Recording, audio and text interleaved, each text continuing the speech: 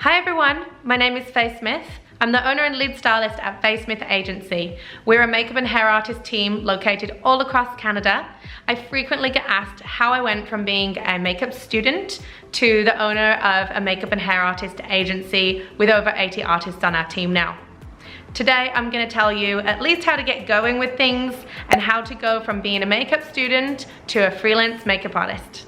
So I'm gonna give you 3 amazing starting points, 3 things that you absolutely must do to get anywhere in your career as a freelance makeup artist. And the first one is portfolio building. In school, yes, you usually do get the experience of working with a photographer and beginning to build a portfolio, but you really have to get out there and collaborate. There are so many other makeup and hair artists that you can work alongside with. There's tons of photographers looking to build their portfolios, designers, wedding planners, you know it. Think about the people that you can contact about collaborating, whether it be a very simple photo shoot with just yourself and the photographer, or you and your iPhone, to something much bigger with an entire team. Your portfolio really needs to showcase a range of work. However, know what you're trying to achieve. If you want to go into the freelance world where you're going to be doing tons of beauty makeups, bridal makeup, don't have a portfolio that's filled with special effects and zombies. It's just not going to appeal to the brides. Utilize friends and family. They will be very happy to sit there and let you play with their face for an hour or 2 or however long it takes and let you take photos of them. iPhone photos are fine. Professional photos are better. If you are going to take iPhone photos, just make sure you're doing a really good job. Posting pictures where there's bad lighting makes the makeup look bad, so just don't bother with that. You can buy a cute little ring light that attaches to your phone that will make your pictures a million times better.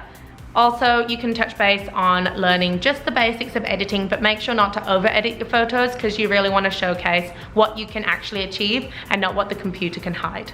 Getting into the world of work, you are going to have very many different kinds of customers with different skin tones, skin types, facial features. Make sure to get experience and portfolio images of as many different types of people as possible. From the fairest skin tone to the darkest skin tone and everything in between, blue eyes, green eyes, brown eyes. Having pictures of all these types of work is going to appeal to different people and get you more customers, and also showcase what a talented and diverse artist that you are. All right, so the next one is networking, and this is key. By yourself, you can achieve a lot by yourself, but really you can achieve so much more with other people. So network and get savvy with your networking.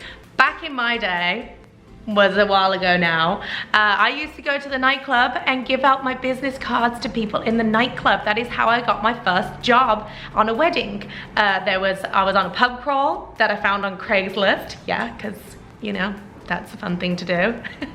And one of the women that was on the pub call too was getting married, and so I gave her my business card and she hired me.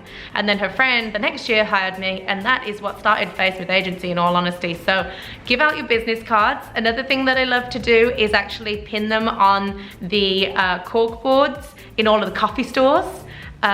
Even in like Jugo Juice, is that an actual thing? Yeah. Even in Jugo Juice, just whenever you see a board in a store where you can pin your business card, pin it there. I've also had people call me and I ask where they find me, and they say, I found your business card pinned on the board in Starbucks or wherever they found it. So be savvy with your networking, attend events.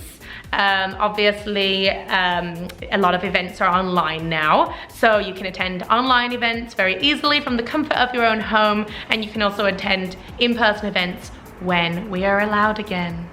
Believe it or not, networking with who you think might be your competition is actually really smart, because other makeup and hair artists are going to need help, as will you one day too. So build a network of artists that you can work with, you can provide work for one another, and you can be better together. It is always collaboration over competition, so walk around with an open mind. Whoever you speak to, even if you're just saying a little small talk to the person in front of you in a coffee store, you'd be surprised where that conversation might go, and you might find that they're a photographer, or you never know what type of conversation you might get yourself into. Just be open-minded and look out for opportunity. Okay, my last big tip for you guys, because I'm not giving it all away, but I am giving a lot away right here, is volunteer. Volunteer your time. When I first came out of school, I had no money, and being paid $25 for an entire day of work to do makeup was wonderful, and I took the opportunity. Don't be sassy with the money side of things to begin with. You need to build your connections, your portfolio, you need to get your experience, and the money will come later. The stability of the career will come later. In the beginning, you need to say yes to everything. You need to say yes to opportunity because you have no idea where that opportunity might lead to. So how can you find volunteer opportunities? That is a wonderful question, right? I was lucky enough to actually have a careers coordinator at the school I went to that posted job opportunities all the time. Now, if you don't have that luxury, my biggest recommendation to you is to utilize things like Facebook groups. Join as many Facebook groups that are relevant as you can. There are makeup and hair groups, there are photographer groups, there are bride groups. Any group that you think might be relevant, that you can keep an eye out for opportunity. You can even post and say, hey, I'm looking for people to collaborate with. I'm willing to volunteer my time. Is there any makeup artists out there that need an assistant? I'm happy to work free of cost because I'm looking for experience. Think about where you can find yourself some good opportunities and actually reach out, because sitting and doing nothing, I'm sorry, but the opportunities aren't just gonna funnel through to you. You have to go out and do something. Again, connecting with other makeup and hair artists, ones that you admire, to assist them, that is a wonderful, wonderful way to volunteer your time and get experience, and you never know, you might land yourself a job. So those are my freelance makeup artist starter tips for you. I hope that you learned something today. Please leave me some comments. I'm happy to help. And make sure to subscribe. And I'll see you guys next time.